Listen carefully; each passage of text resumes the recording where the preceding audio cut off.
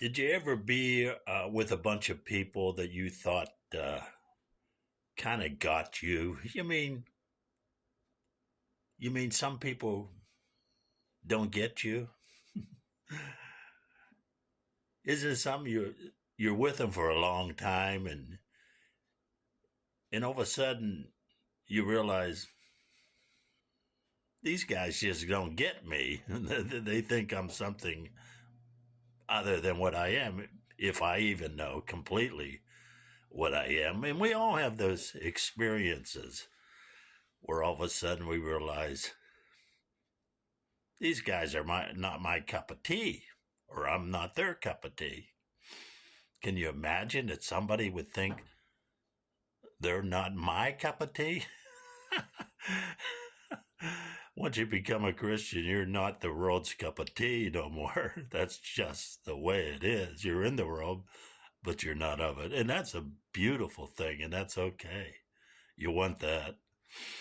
But Jesus apparently, he wanted to hurry up, and he knew he only had 3 years of his ministry, and he wanted to make sure that the people that he was choosing to be his people, his apostles, that they got him.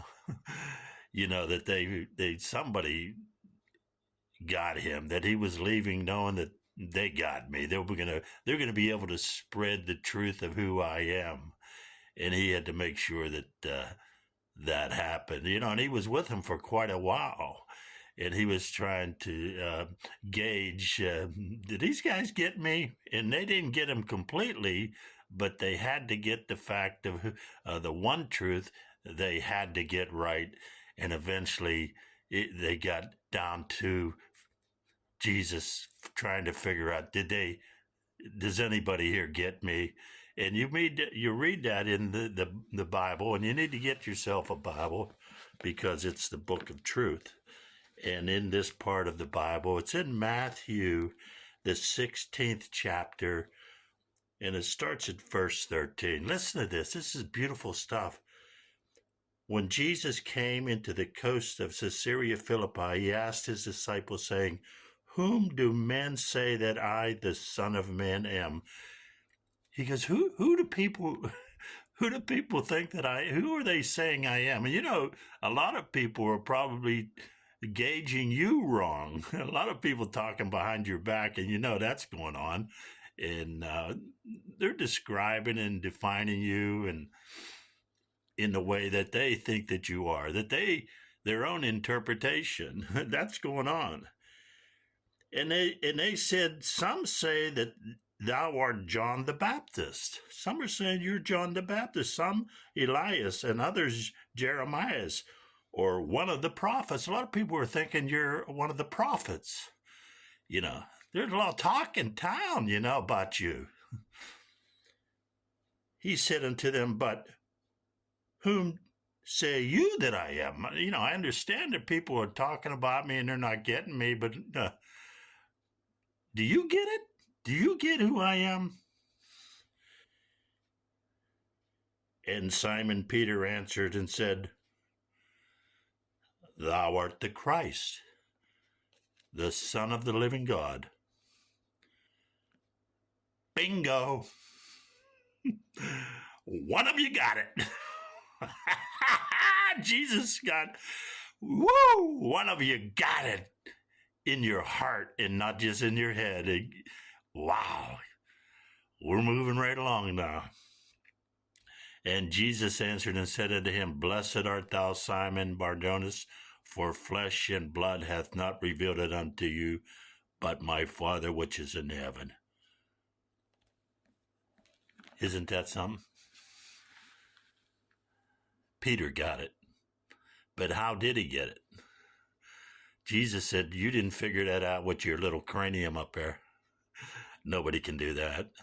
You can't figure out Jesus in your head like a mathematical formula. It comes through revelation." Jesus said, "Peter, you didn't get that by reading a book or what other way the mind gets things.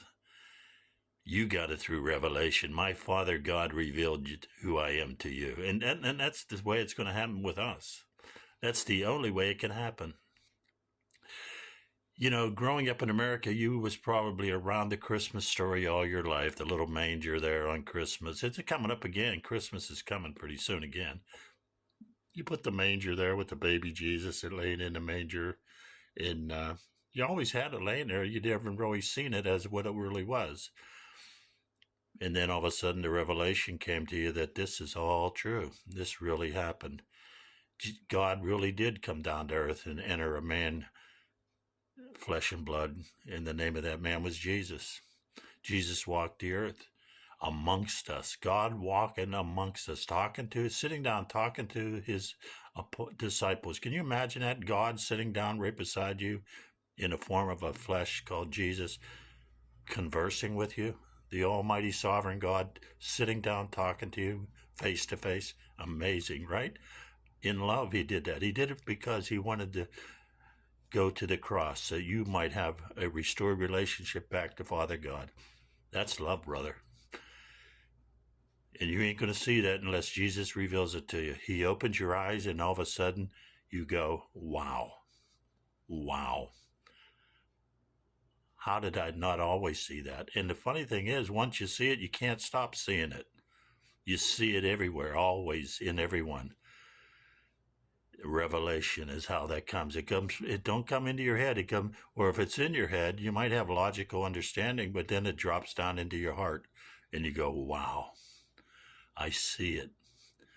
Now I can't stop seeing. You want to see that. You want to pray to God that he opens your eyes to who Jesus is. You don't want to miss that, brother, because if you miss that, you really kind of miss the whole purpose of being here. Bless you, brother.